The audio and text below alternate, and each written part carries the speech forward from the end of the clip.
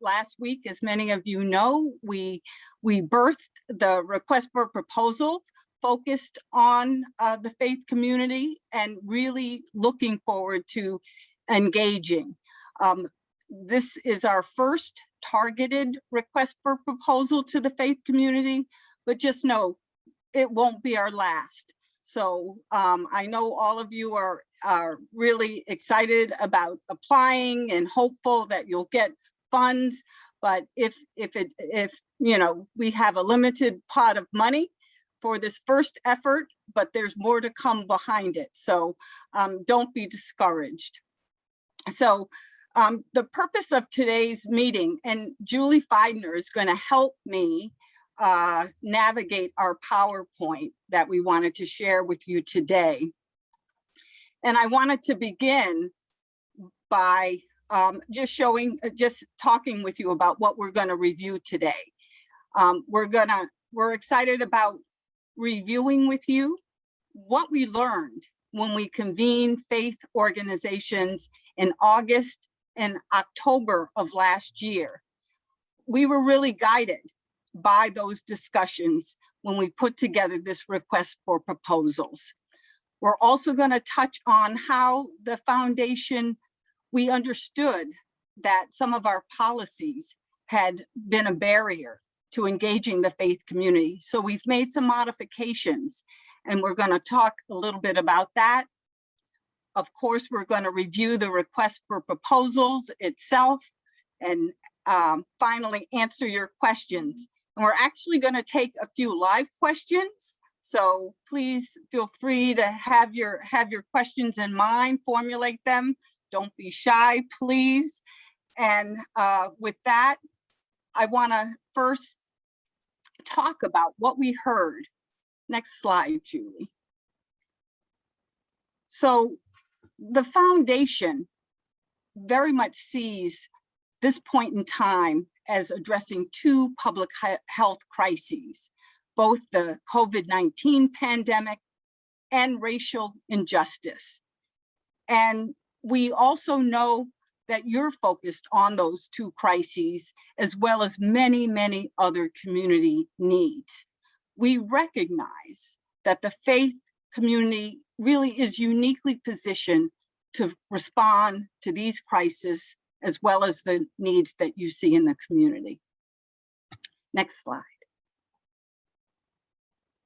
So back last fall and in August, we had really robust conversations with faith leaders. We invited many to join us for conversation, and we had both large group discussions and small group discussions. And you see listed here the kinds of things we heard. We were interested in hearing about your ongoing work, what you were already doing, and what additional supports you saw that the community needs. We heard that there was an interest in working collaboratively, both across faith organizations, as well as with other partners.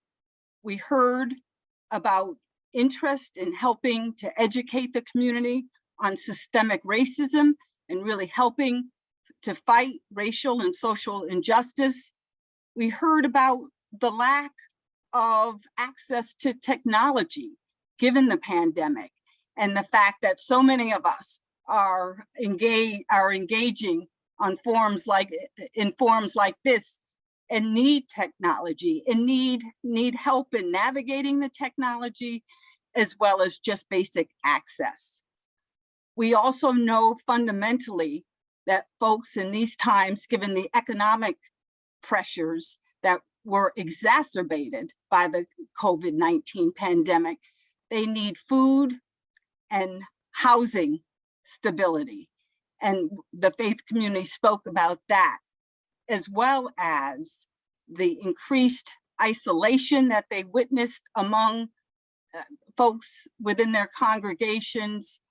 The youth were feeling isolated, as well as homebound seniors, and just the mental health challenges that all of us are facing in these challenging times. Finally, we heard firsthand about the grief counseling, given the extraordinary loss of life that's happened during the pandemic. Next slide. So in response to what we heard, we have crafted what we hope really will allow you to apply for projects that meet those needs.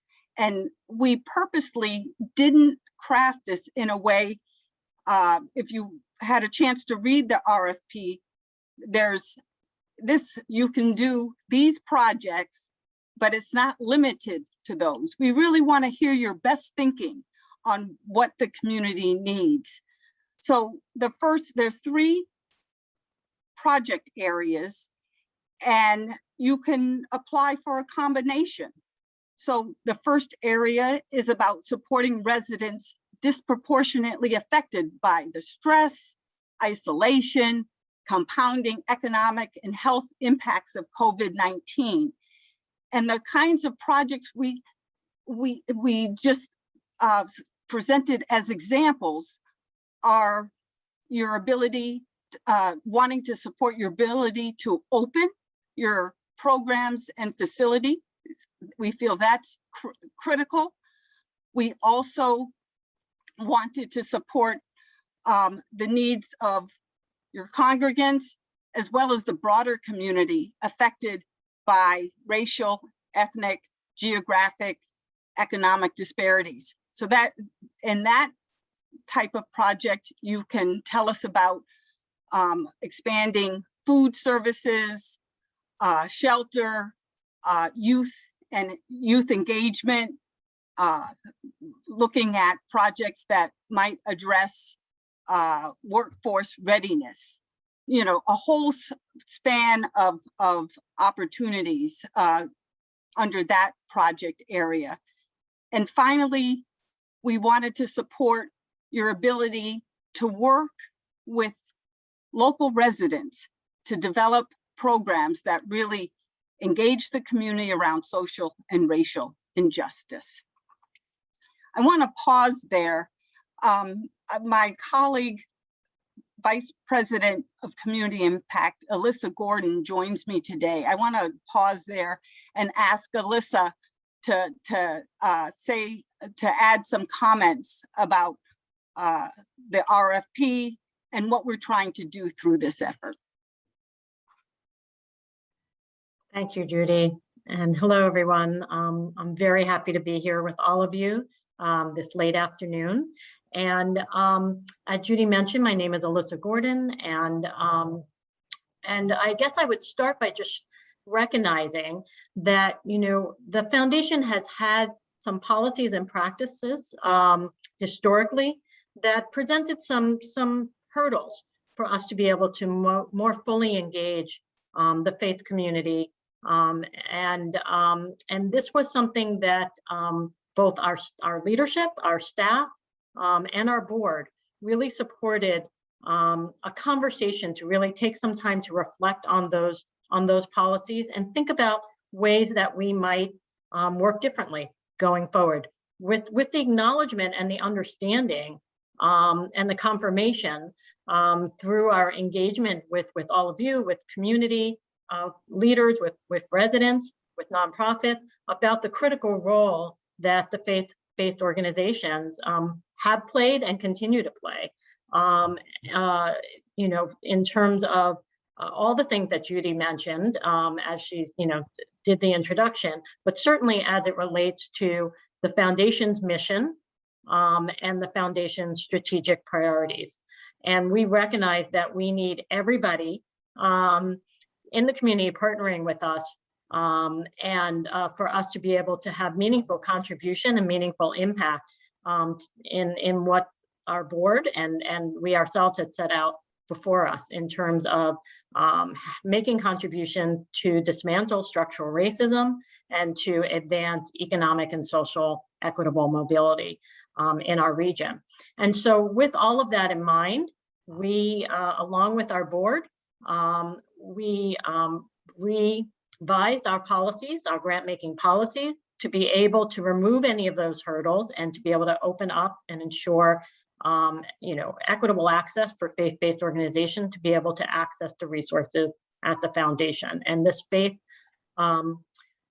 community grant opportunity was really helped us think through those policies and really expedited looking at those policies. And so we did modify our policies. So that's the first thing I want to share. And, the policies were modified not because we wanted to do this one grant opportunity that we're talking about today. We modified it because we recognize that this needs to be an ongoing opportunity and ongoing relationship building with the faith-based communities, leaders, and organizations. And so while you're seeing this grant opportunity today and learning about this today, we certainly expect this will not be the last opportunity. We hope to learn from this opportunity so that if we do something similar to this next year, we will have learned. And so we really are hoping that if we are able to award a grant to you, and if we are not able to award in this round a grant to you, that you will feel that you can bring feedback to us and insight to us about how we can do better or next time. In addition, I would encourage all of you to also look on our webpage for other grant opportunities. So for example, at the same time that we released the faith community grants, we released a new grant opportunity that we're calling Access Grants, which is more of an open door rolling opportunity to hear from folks in the community about how they might help us think about contributing to the priorities that I mentioned in ways that maybe we haven't thought about. And you're not precluded. While this is a focused grant opportunity that we're talking about today for faith organizations, you are not precluded from approaching us through the other doors that may be open for grant opportunities. So I think I'll leave it there. I don't know, Judy, do you want me to pass the baton to Jay to provide some remarks? Absolutely. Jay? All right, thanks, Judy. Thank you, Judy and Alyssa. It is good to see all of you, and we certainly appreciate you staying with us as we've been on this journey. And one or two things I just wanted to point it out is that early on when we first engaged, we said that this wasn't just going to be a one-off, that this wasn't going to be something that we were coming to you sort of in the midst of this COVID crisis, these dual pandemics of racism, structural racism, and COVID-19, but that we did see this as an opportunity to re-examine and to reflect on our past practices and policies. And we appreciated your willingness to re-engage us around a conversation that was more forward-looking. And I hope that as we go through this, you will see and hear loud and clear that we heard you, that the policy changes that we were contemplating have been shaped and informed by our conversations with you. And these aren't COVID-related temporary changes. These are permanent changes to the way we are doing business. And when I say permanent, that will continue to evolve as we learn. And that, to Alyssa's point, whether or not you are a part of this current grant cycle, I shouldn't say cycle, this current opportunity that will be talked about in greater detail over the next 45 minutes or so, that your relationship with us, your feedback, the opportunities to engage us are ongoing, and they need not revolve around a specific RFP related to the faith-based community. You all are partners in this community's regions. You are individually doing work and have been doing work for decades or generations, some of you.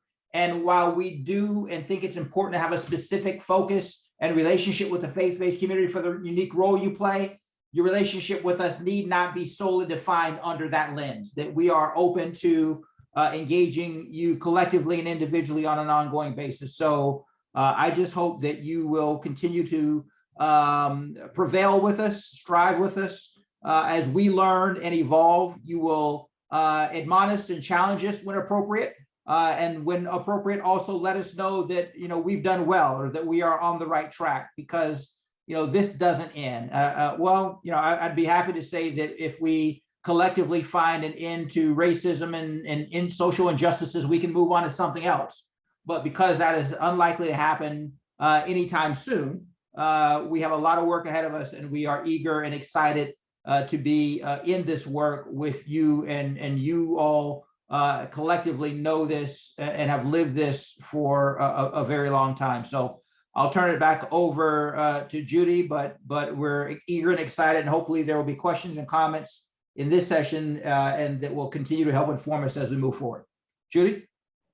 Thank you so much, Jay. I also just want to add that as we spoke with our board around our policies, we also just recognized the foundation's commitment to really supporting neighborhood organizations that are well positioned to serve residents where they live. And that really speaks to who you are and what you're able to do. Julie, go back just one slide if you would. I'm just going to I've touched on the 3 areas that project areas that you can identify in your applications, and you can present combinations of these areas, as I said before. I really recommend before going to the application, really take the time to review the RFP. There are details in the RFP that couldn't necessarily go on an online application. So I just want to ask you to do that, because lots of examples of each of these project areas are included in the request for proposal. So in terms of we're looking for applications from individual faith organizations and willing to look at grants ranging from, and this is just we're going to look at budgets proposed, plans, and really use that as a barometer for the level of grant making that we'll do. But individual faith organizations would qualify for anywhere between $2,500 and $10,000 grants. And then for those of you who wish to collaborate with either another faith organization or another entity, another nonprofit that you feel would really enhance the work, provide an area of expertise that you feel is needed for the project, those requests will look at and consider up to $25,000 grants. Next slide, please. In terms of the requirements, individual faith organizations that are in the greater Hartford region that the foundation serves, that's our 29 town catchment area in the RFP, you can actually click on a link and all the towns will come up. So we're interested in serving faith organizations in the region, in the greater Hartford region, as well as partnering organizations, either faith organizations or other nonprofits served by the region. The applicant should be a 501c3, have a 501c3 tax designation, or you can apply through a fiscal sponsor if in fact you don't have that designation. And of course, we've included in the RFP the fact that our anti-discrimination policy to ensure that these programs are accessible to the greater public as well as congregants. Next slide, please. What we will not fund are programs and projects that promote religious doctrine. And having said that, we do recognize that much of the work is not about that. It's really about meeting the needs of the community, and that is what we're supporting. We are unable to support budget shortfalls or deficits, previously incurred expenses, and I think those of you who know grant makers, that's not unusual. In this request, we're not supporting fundraising events or campaigns, and we're also unable to address unexpected losses due to organizational financial difficulties or emergencies. Next slide, please. Selection criteria. So this too is also outlined clearly in the request for proposals, but we wanted to be transparent as we review requests, just what criteria we're using. And so we outline what a competitive application would look like, but just know we're interested in hearing from you and really seeing what you're going to be able to do and how you do it. And so these are factors that we wanted to share with you. We'll be looking, as Alyssa mentioned, for proposals that contribute to our strategic outcomes areas. And that's, again, we'll be sharing this after this session, this PowerPoint, and you can click on here as well, but twice in the RFP, you're able to link to our outcome areas. We're looking for proposal, again, that respond to one or a combination of the project areas that were outlined on the previous slide. We're looking for projects that demonstrate that the organization or its partners have experience in the project areas. We want to make sure that you have the experience in an area, and if you don't, that you partner with someone that can help. We're asking applicants to describe how the project will be implemented and adequately staffed. And one of the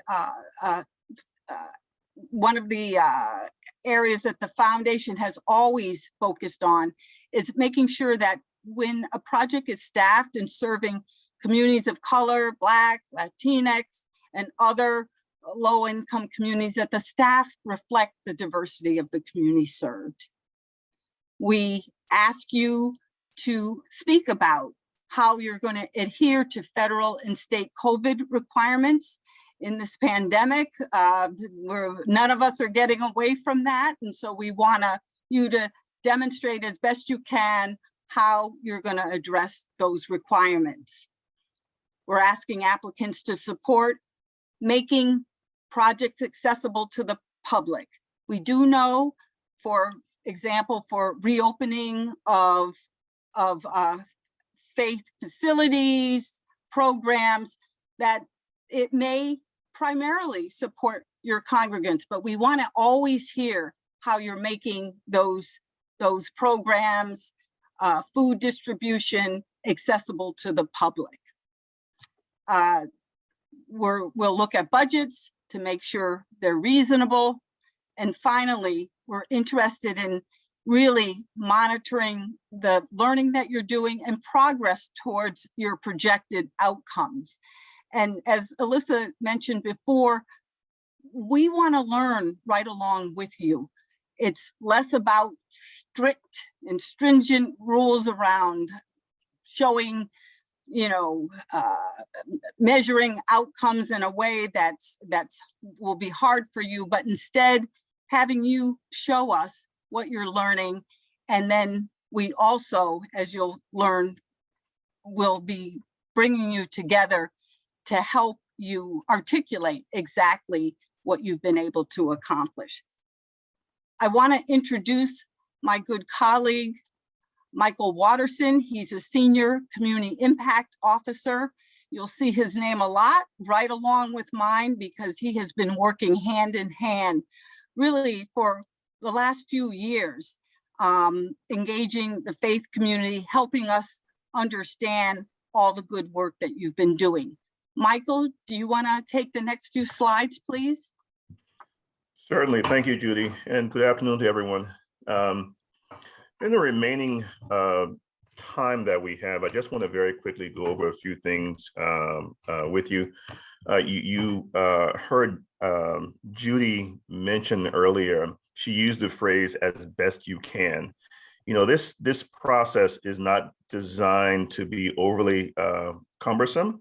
And certainly I want to hold out both myself and Judy as well as resources for you if you have questions. But we're not expecting you to necessarily turn in 140% expert applications. We want you to do the best you can. We recognize that you all are the experts here. So indeed, please do the best you can.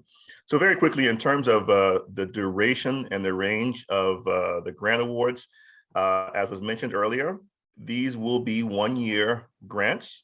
We would like to see grants begin around the 1st of July, if possible, and sort of underscore if possible. Again, that harkens back to doing the best you can. We anticipate providing grants to individual faith organizations in the range of $2,500 to $10,000, as I think Judy mentioned earlier.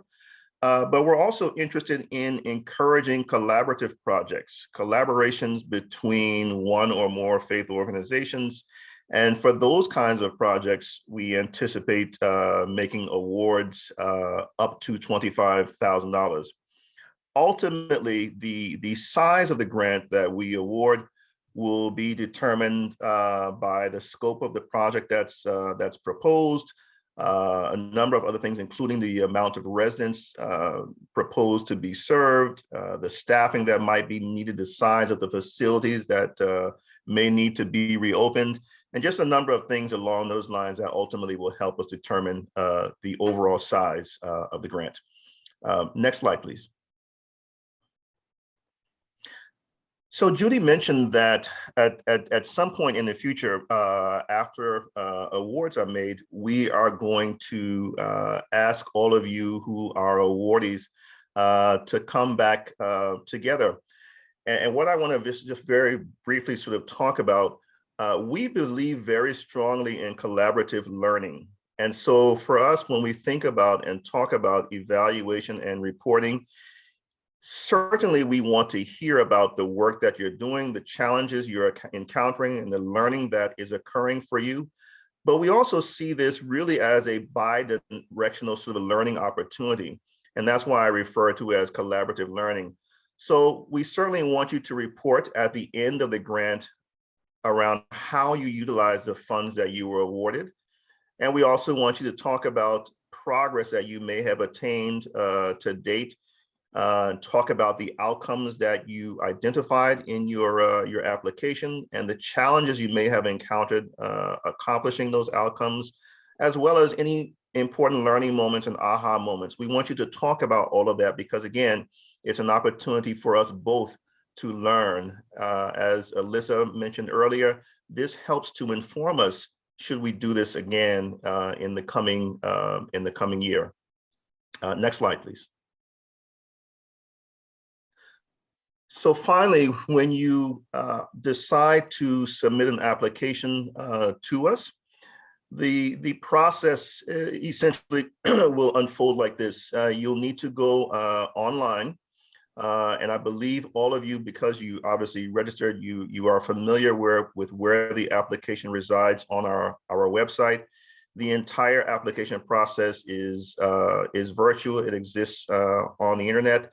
And so you would basically go to that site. You click on that button, and it will take you to a landing page where you'll have to essentially register in our system.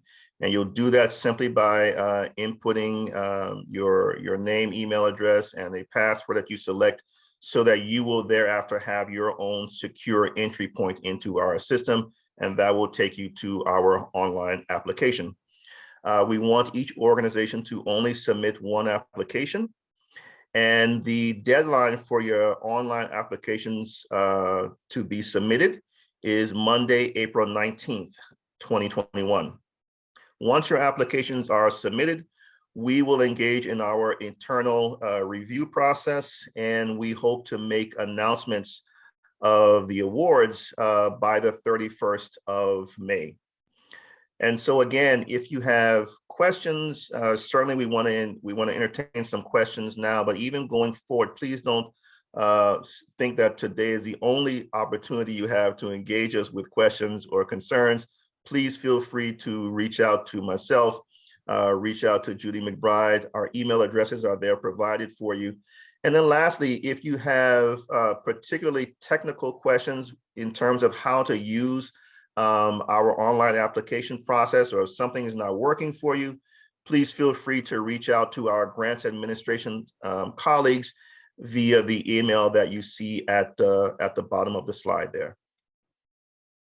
Thank you. Thank you so much, Michael. And this last slide went to one of the questions I saw in the chat is there help available as folks fill out the application? So do call us or email us with your questions, especially on content, if you're struggling whether or not this would be something that would be fundable. We'd be happy to answer that question. And you may have technical difficulties, so don't be shy about reaching out to the grants administration. Let's go back to the gallery if we can. That concludes the PowerPoint, but I'd love to see you all as we entertain some questions. There were a couple in the chat to begin. Michael, do you want to begin there? And then I encourage you to raise your hand and we can recognize you. First, let me just say that we are recording this session, and then that you'll be able to access it as well as those who aren't with us today. So I wanted to mention that. And I also see another question in the chat that asks about, can a nonprofit like a warming center or shelter apply without partnering with the faith community? We want organizations, this request for proposal is really targeted at the faith community. So ideally, applicants should be faith organizations, but we mentioned earlier that a faith organization that's not a nonprofit 501c3 can partner with a fiscal agent, but only under those circumstances would we entertain an application that's not from a faith organization, but in fact, the faith organization is the lead just through the fiscal agent. Other questions? So Judy, there is a question about whether or not the slide deck that we just provided can be made available to our guests here this afternoon. Yes, I'm delighted you want it. It does, we hope, provide some additional detail, but I do encourage you to read through a couple of times the request for proposals. I think you'll have a slight leg up because you'll really be able to digest what we're looking for and really just think about what you see as the top priority in the community. Other questions, Michael, do you see them? The next question in the chat is whether or not we would be able to let our guests here know who is interested in collaboration. I think the short answer to that is we probably won't know that, certainly unless someone indicates that to us. But would obviously hope that those of you who are joining us this afternoon who would like to collaborate with one another, that you would just go ahead and do that. Next question is, Judy, could you say a little bit more about the notion of organizations needing to have experience in the area of a proposed grant project? So, as I said, if the faith organization doesn't have experience, that's why we opened up the potential collaborations you might want to build to other organizations, because say you want to do a work readiness program, you may need help, and you may research organizations who would be willing to help you and partner and share curriculum or things like that you could use, so you don't have to reinvent the wheel. But the water's warm. We recognize that no one knows everything, but we want you to take on projects that you really feel that you have some experience in and can implement well. Next question is, would this grant affect basic needs grants that my institution may currently have? No, this is a separate request for proposal. The basic human needs grants have been in place for many, many years. This is designed and has a really much broader focus in terms of the types of projects that you can undertake. I heard a Could question. I ask a question? Yes, you may. Please. Thank you. Thank you so much, Judy. My name is Ermias. I'm the site director for the Southeastern University Crossroads. So my local church, Crossroads Community Cathedral Church, collaborates with Southeastern University from Lakeland, Florida. And we provide programs in a reasonable price, and we offer scholarship in the amount of $7,000 for 4 years. Our main aim is to equip students so that they can discover and develop their divine design. And we would like to give this opportunity for disadvantaged communities.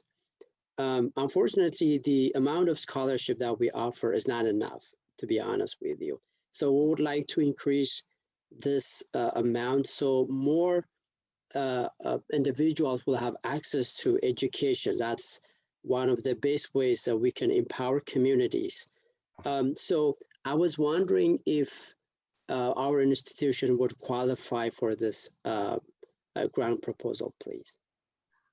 Are you partnering with a local faith organization in the greater Hartford region? I understand. Absolutely. So I represent the church, and we collaborate with a university, Southeastern University from Lakeland, Florida. Yeah, and I recommend that the church be the applicant if possible.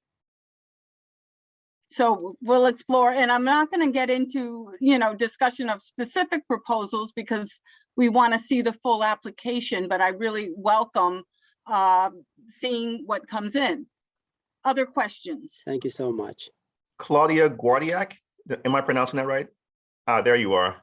Did I pronounce it right? That was perfect. Oh, wow. Amazed myself. Please, you had a question about budget. Thank you. Yes, this is a question about the grant budget, and I don't know if you had thought about this but churches generally are operating on a shoestring budget, or a lot of them are, and ours certainly is. And so we have a lot of things we want to do, and we are really engaged in our community, and we want to do a lot more of that. But we really have to have we have to hire somebody to help with that, and we just can't do it all with volunteers. So I'm wondering, have you thought about what percentage of a budget can be staffing cost? So these are one-year grants, right?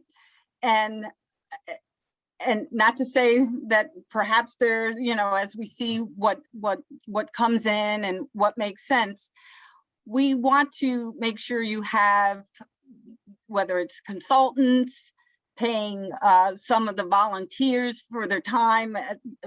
We're open to some staffing requests, but keep in mind, they're not, this is a one-year grant, so we didn't want to, in a big way, say just hire, staff that you would if this was going to be a 3-year grant.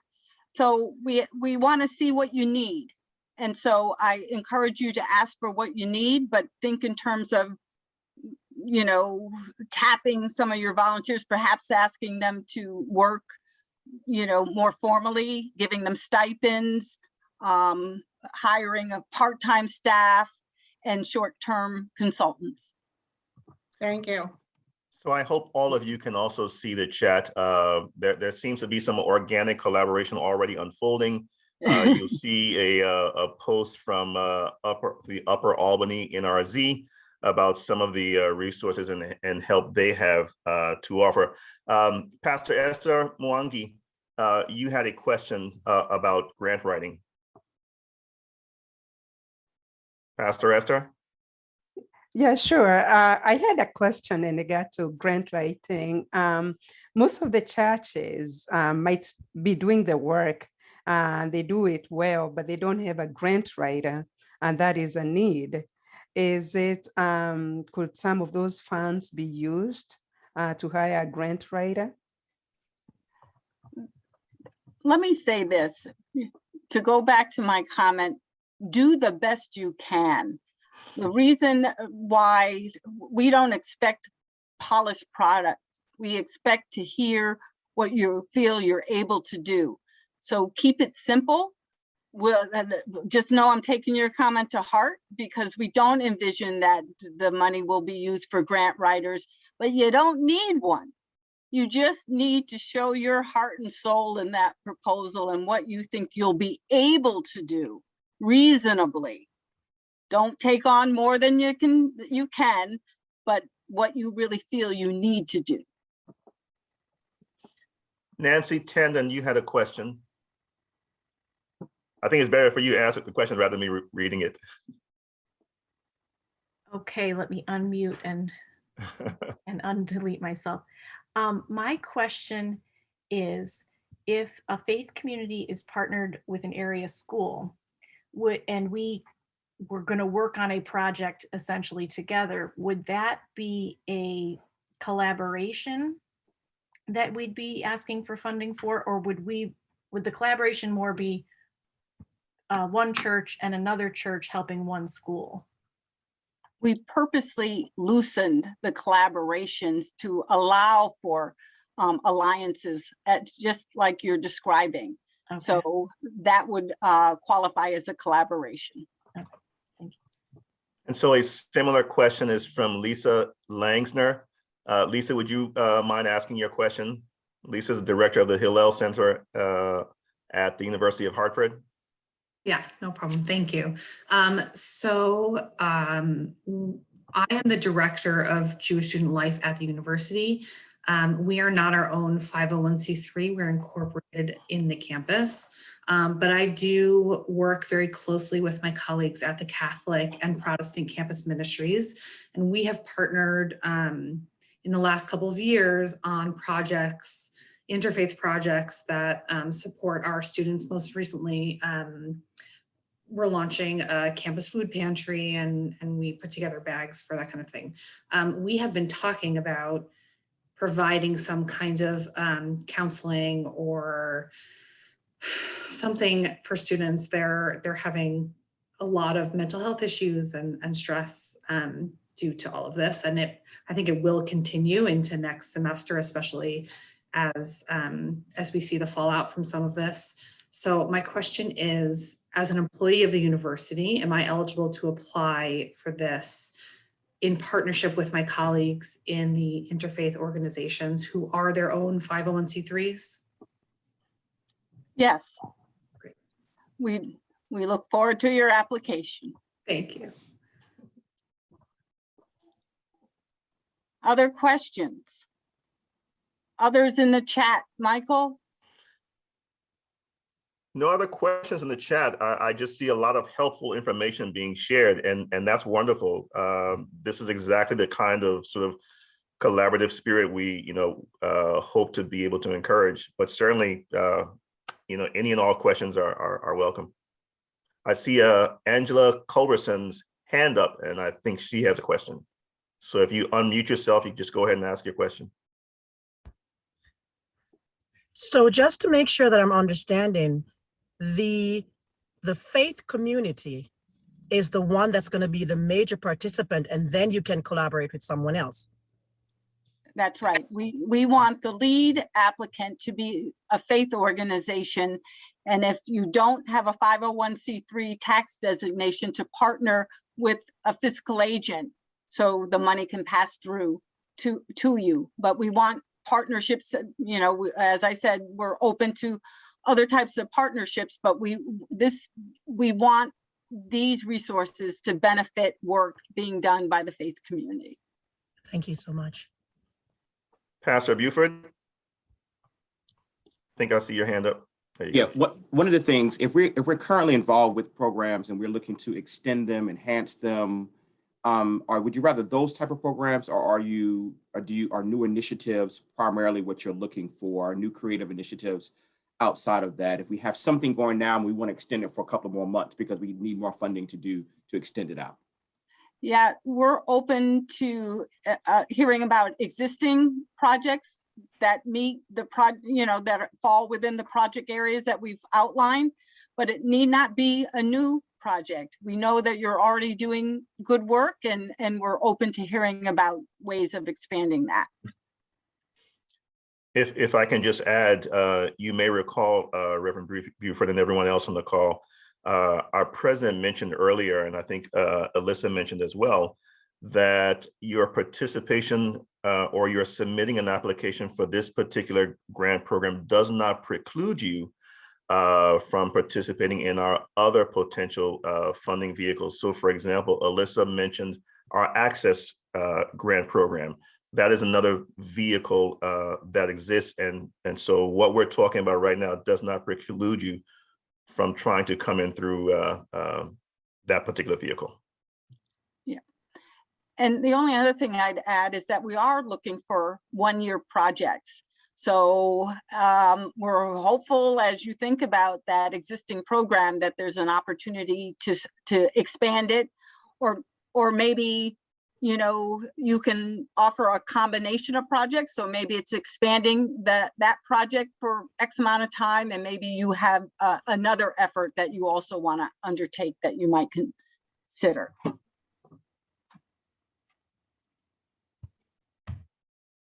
Other questions? Yes, this is Gail Martin. I have my hand up. Just to go back on Michael's response. So if we wanted to apply for the small agency grant, we could do that in addition to the program that you offer? Yes. Okay.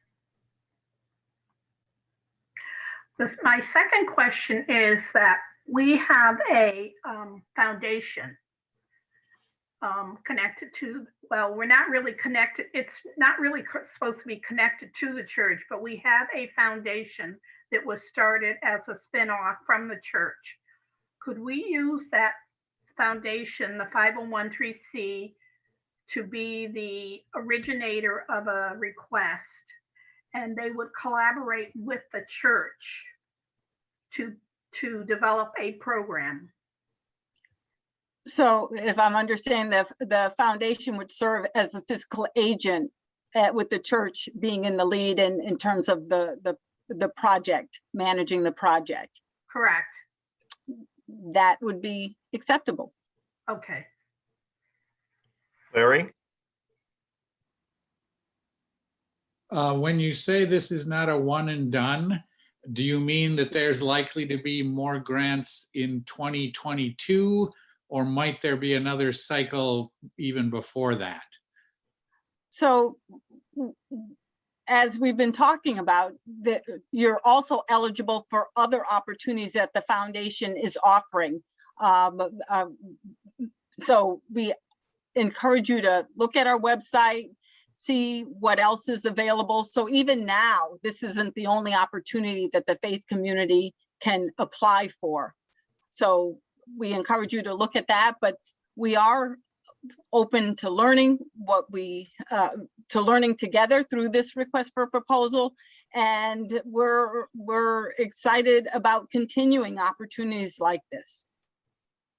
Now, I would just jump in to say that I think we typically do our grant projections and our work plans a year in advance. So what I would say is that while, as Judy said, there are other grant opportunities that will be available throughout the year. This likely will be, I guess I would say, likely to be the targeted or focused faith community grant this year in 21, with kind of, depending on what we learn this year will inform what a faith community grant opportunity will look like for 2022. So that's the most likely scenario. What I would say is we always, as we get closer to the end of the year, we're always reevaluating where we are in our grant making budgets and our projections from the previous year. And so I don't want to say no, absolutely. I can't imagine that we would open up this grant opportunity as for a second cohort, I guess I would say at the end of the year. but likely we'd be looking at 2022 next year for the next focus faith community grant opportunity. Yes, and that is indeed when we'll have the opportunity to look back. This is a one-year grant. But as I said, I encourage you to look at our small agency grant opportunities. Just, definitely look at what other options there may be. But Alyssa's right, as far as for this, we'll wait until after we have the results of what we learned together through this request for proposal, and then talk about what's next. Perkin, I see your hand. Yes, thank you. You may have answered it. I just want to ask the question more directly. The extension to the faith-based organizations that this is providing, and that barrier being removed, is that across the board, or is it just for this initiative? No, this is an organization-wide policy related to our grant making. And when I say grant making, what I really should say is all the resources and tools that are available to us to bring resources into the community. So it relates to our kind of traditional grant making for project grants. It relates to our grant making that supports capacity building through our nonprofit support program. So all of those tools that we make available in terms of tools and resources to community, we've removed those barriers that may have existed for the faith community. We have about 5 minutes remaining. Again, happy to answer any questions that come up. I also just put in the chat my email address as well as Judy's. If questions come up later, please feel free to reach out to one of us, to email one of us. Yeah, and I recommend emailing us both so we don't miss your question, because we know that we'll want to get back to you right away. So I don't see any other hands. Actually, I see one more. I see Good. Pastor Esther has a question. One more question. Pastor Esther? Yeah, it's not a question, just to take a minute to say thank you. Thank you so very much for opening this to the faith organizations. And it touches me and it's a blessing. So thank you so much for that. Thank you. Well, thank you all for being so faithful in the work that you do and being patient with us. I'm sure that there are moments of frustration in the past, and there will be as we move forward, but we don't take for granted that you all have continued and you don't do this. The work that you do, you don't do because there's grant money available. Clearly, if that was the case, none of this work would be being done. But I do believe that, the fruits of your labor should be rewarded with support. And as Alyssa said, not just with our grant support, but with all the resources that we have, our capacity building, our convening, our public policy, and all the other things. So we are as eager to learn from you and benefit from you as hopefully you will benefit from this initiative. And, as it has been said, this is an organizational wide pivot. This isn't just a momentary, gesture. This is something that is, a part of the fabric of who we are going forward and how we will go about doing our business. Thank you so much, Jay. So with that, thank you for the work that you do each and every day. We so much appreciate it, and we look forward to your applications. Thank you.